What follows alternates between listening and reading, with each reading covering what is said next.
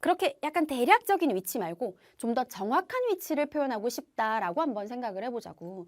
친구가 우리 대한민국이 많이 궁금해졌대. 정확하게 대한민국이 어디 있는지 알고 싶대요. 자, 그랬을 때는 다른 방법을 써야 됩니다. 바로 위도와 경도의 개념을 써야 되지. 여러분들 수학 배울 때 보면은 어떤 왜 좌표 이런 거 배우잖아요. 수학에서 좌표. 네, 좌표 이렇게 해서 X축, Y축. 그래서 점의 위치를 표현할 때 뭐 여기를 1,3 뭐 이런 식으로 표현을 하잖아. 이런 식으로 자 X축에 1, Y축에 3 점의 위치를 숫자로 표현하면 아, 그 점이 어디 있는지 정확하게 알 수 있잖아요. 같은 방법이라고 생각하면 돼. 지구상에 실제로는 존재하지 않지만 가상의 선을 긋는 거야. 가로선도 긋고 세로선도 그어요. 가상의 선을 우리가 긋는다고 치고 그래서 대한민국은 몇 번째 선에 어디에 위치하고 있다 이런 식으로 표현을 하면 그 친구가 대한민국의 위치를 정확하게 파악할 수 있겠죠. 이때 사용하는 개념이 위도와 경도예요. 당연히 선생님이 완벽한 자료를 통해서 조금 이따가 더 자세하게 보여드릴 텐데 기본 개념만 먼저 알려드리자면 가로의 개념이 위도, 세로의 개념이 경도입니다. 그래서 가로의 선인 위도의 가장 기준이 되는 중앙선, 항상 뭐든지 기준점이 있어야 되잖아, 얘들아. 기준으로부터 몇 번째, 이렇게 해야 되니까. 기준이 되는 여기를 위도, 영도, 여기를 적도라고 이야기합니다. 적도 많이 들어보셨죠? 자, 위도는 적도를 기준으로 해서 구분하는 개념인데, 자, 적도를 기준으로 여기 북끝까지, 북쪽을 우리가 지구의 반, 북반구 들어봤지? 북반구라고 하고 아래쪽을 남반구라고 하잖아요. 그래서 위도를 표현할 때는 북극 쪽으로 북위 몇 도, 그 다음에 영도에서 남극 쪽으로 남위 몇 도, 요렇게 표현을 합니다. 북극 끝이 북위 90도, 남극 끝이 남위 90도가 되는 거예요. 이렇게 북위, 남위 각각 영도에서 90도까지로 표현을 할 수 있고요. 자, 그 다음에 세로선을 우리가 경도의 개념으로 표현을 하는데요. 여기도 역시 기준이 필요하겠죠? 영국을 통과하는 선을 기준선으로 정했어요. 그거는 과거의 강대국들이 실제로 정한 거예요. 여기를 우리가 기준으로 정하자라고 했습니다. 그 당시에 영국이 제일 잘 나가는 강대국이었거든요. 그래서 영국을 통과하는 경도, 영도에 본초좌우선이라고 이름을 붙이고요. 본초좌우선을 기준으로 동쪽을 동경, 서쪽을 서경이라고 표현을 했죠. 각각 영도에서 180도까지로 표현을 합니다. 이게 사실은 오늘 가장 중요한 개념인데 이런 식으로 선생님이 요 수준의 그림으로 표현을 한다면 이해하기가 힘들겠지? 당연히 자료 준비했습니다. 너무 중요하거든요. 잘 보셔야 돼요. 먼저 위도는 뭐라고 얘기했었냐면 적도를 기준으로 북위와 남위 각각 90도까지 표현할 수 있다. 이렇게 얘기했었어. 자, 하나씩 그림으로 보여드릴게요. 적도가 기준이래. 여기가 적도입니다. 화면을 보시면 중간에 영도라고 쓰여져 있는 거 보이시죠? 여기를 위도, 영도, 우리는 적도라고 얘기하고 자, 적도를 기준으로 위쪽이 북반구, 아래쪽이 남반구잖아요. 그래서 북위, 남위라고 위도를 표현하는데 북위, 남위 영도에서 90도까지로 표현할 수 있다 그랬지. 자, 실제로 그런지 보겠습니다. 북위와 남위 각각 영도에서 각도 보이시죠? 자, 여기 적도가 위도 영도야. 여기가 위도 10도, 20도, 30도 올라가서 북극 끝은 완전 직각 90도로 표현되는 거죠. 남쪽으로도 어떻게 표현할 수 있어? 남위, 남극 끝은 남위 90도, 영도에서 90도까지로 표현을 할 수 있는 겁니다. 자, 이렇게 위도가 같은 지점들을 연결한 하나하나의 가상의 가로선, 이 선들을 우리는 위선이라고 얘기를 해요. 즉, 적도를 기준으로 각 위선의 위치를 표현한 게 위도의 개념이다. 이렇게 이해하시면 쉬울 거예요. 자, 이제 위도의 개념을 봤으니까 이번에는 경도의 개념을 보셔야 되겠죠. 본초좌우선을 기준으로 동경, 서경 180도로 표현할 수 있다 그랬는데 자, 한번 들어가 보겠습니다.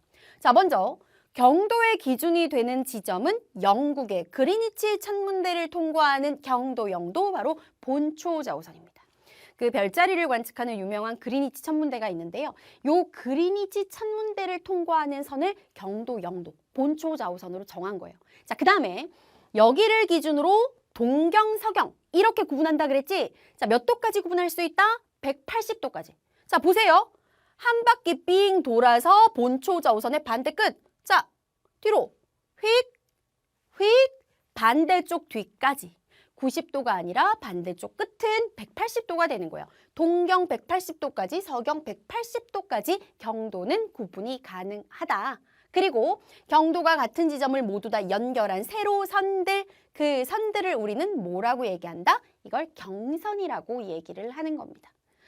위도와 경도의 개념을 제대로 알면 우리나라의 좌표를 알려줘서 친구에게 우리나라의 위치를 정확하게 표현할 수 있다. 무슨 말인지 대략적으로 개념이 오시죠. 자, 요 개념은 이제 여러분들이 선생님이랑 다양한 문제들을 풀어보면서 응용하면 쉽게 이해가 되실 거예요. 자, 어쨌든 다시 돌아가서 큰 규모의 위치는 대륙과 해양 혹은 위도와 경도로 표현을 할 수가 있었는데, 자, 그런데 이 경우로 한번 생각해 보자고. 작은 규모의 위치 표현. 내가 새학기가 돼서 친구를 새로 사귀게 됐는데 친구가 학교 끝나고 우리 집에 놀러 오기로 했어. 근데 집에 들렀다 온대. 그래서 내가 우리 집의 위치를 알려줘야 돼. 근데 친구한테 우리 집은 동경 33.427도, 북위 40몇 도, 여기에 위치하고 있어라고 하면 그 친구가 쟤는 이거구나 라고 생각을 하겠죠. 작은 규모의 위치를 표현할 때는 표현 방법이 달라야 돼요. 자, 친구에게 우리 집의 위치를 알려준다? 가장 좋은 방법은 주소 알려주는 거지, 주소. 여러분들 주소도 알고 있잖아. 참고로 우리나라의 경우에는 지금 무슨 주소 체계를 쓰고 있을까요? 필기 안 할까? 도로명 주소 체계를 쓰고 있는데 말 그대로 도로의 이름과 번호를 붙인 주소 체계라는 뜻이에요. 그래서 무슨 구, 무슨 동 몇 번지 이렇게 이제 더 이상 하지 않고 무슨 구, 길 이름이 있어. 무슨 로, 무슨 길, 길에다가 이름을 붙여서 몇 번 길에 어디에 위치하고 있다. 이렇게 표현을 합니다. 이 언제부터 이렇게 된 거냐면 2014년부터 도로명 주소 체계를 사용하기 시작을 했어요. 그래서 주소를 알려주는 방법이 있을 수 있고요. 그 다음에 또 친구에게 어떻게 알려줄 수 있지? 친구가 우리 동네를 만약에 좀 잘 안다. 그럼 이렇게 해줄 수가 있잖아. 야, 여기 봐봐. 여기가 우리 학교야. 우리 학교 정문으로 나가면 이렇게 길이 있잖아. 거기서 여기 가면 여기 무슨 병원 있지. 거기서 이제 왼쪽으로 꺾어줘. 이런 식으로 친구에게 간단하게 지도를 그려줄 수 있어요. 요걸 우리는 약도라고 이야기를 하는 거예요. 자, 그 다음에 마지막으로 친구에게 또 이용할 수 있는 무슨 방법이 있느냐? 약도를 그려주지도 않고 주소도 알려주지 않았지만 친구에게 이걸 알려줘도 친구는 우리 집에 찾아올 수 있습니다. 바로 랜드마크라고 하는 건데요. 이 랜드마크라는 게 무엇이냐? 이거 중요한 개념이거든. 원래 랜드마크는 막 남극, 북극 이런 데 있잖아요. 탐험하거나 여행하는 사람들이 막 거기는 막 눈이 쌓여 있고 그러니까 한번 지나갔던 데를 잃어버릴 수 있는, 그러니까 길을 잃어버릴 수 있어서 이런 사람들이 여행을 하면서 자기가 원래 갔던 길을 구분하고 돌아올 수 있게 길에다가 뭐 빨간색 점을 찍는다, 뭐 깃발을 단다던가 표시하는 걸 원래는 랜드마크라 그랬어. 근데 지금은 그런 의미로 사용되는 것보다도 무슨 의미로 사용되느냐? 어떤 곳, 어떤 지역을 딱 상징하는 건축물이나 시설물, 이걸 랜드마크라고 부르기 시작했습니다. 뭐 에펠탑을 딱 보면 프랑스 파리 생각나잖아요. 그 다음에 롯데월드타워는 이제 서울의 상징물. 예전에 롯데월드타워가 생기기 전에는 서울의 가장 대표적인 건축물 하면 63빌딩 이랬었는데, 그러니까 이런 유명한 것들, 그 지역을 떠올리게 하는 상징물이나 건축물을 랜드마크라고 하는 거죠. 근데 이렇게 유명한 것만 랜드마크가 되는 게 아니라 우리 동네에 있는 지하철역, 큰 종합병원, 아니면 누구나 알 수 있는 학교, 이런 것들도 그 지역의 랜드마크가 될 수 있어요. 그래서 친구에게 우리 집을 설명해 줄 때 너 그 땡땡 종합병원, 땡땡 대학병원 알지? 거기 뒷골목에서 몇 번째 집이 우리 집이야. 이렇게 랜드마크를 활용해서 설명을 할 수 있다라는 뜻입니다. 자, 큰 규모의 위치, 작은 규모의 위치를 표현하는 방법이 다르다. 이해되시죠? 그렇다면 제대로 이해했는지 바로바로 체크해 봐야 되겠죠? 문제 바로 이어집니다. 자, OX 문제예요. 작은 규모의 위치를 표현할 때는 주소나 약도를 사용한다. 친구에게 우리 집 알려줄 때 주소, 약도 좋은 방법이죠? 동그라미. 본초 좌우선을 기준으로 북쪽을 북반구, 남쪽을 남반구라고 한다. 자, 얘들아, 본초 좌우선을 그려봐. 지구에서 세로선인 경선의 기준이 되는 게 본초 좌우선이었어요. 본초 좌우선을 기준으로는 지구의 동쪽 절반, 서쪽 절반이 나누어지는 거죠. 그래서 본초 좌우선의 동쪽을 동반구, 많이 쓰는 단어는 아니지만 서쪽의 절반을 서반구라고 하고요. 만약에 지금 2번 문장이 옳은 문장이 되려면 어디를 바꾸면 돼? 적도를 기준으로 북쪽을 북반구, 남쪽을 남반구라고 한다. 이래야 옳은 설명이 되죠. 어쨌든 이 문장은 틀렸습니다. 한 국가의 정확한 위치는 대륙과 해양의 분포를 통해 표현할 수 있다. 자, 이거 틀린 거예요. 왜 틀렸을까요? 한 국가의 위치를 표현할 때 대륙과 해양의 분포를 이용해서는 대략적인 위치를 표현할 수 있는 거지 정확한 위치는 알 수 없어. 정확한 위치를 알려면 위도와 경도를 이용해서 표현을 해야 되겠죠. 그래서 X인 거예요.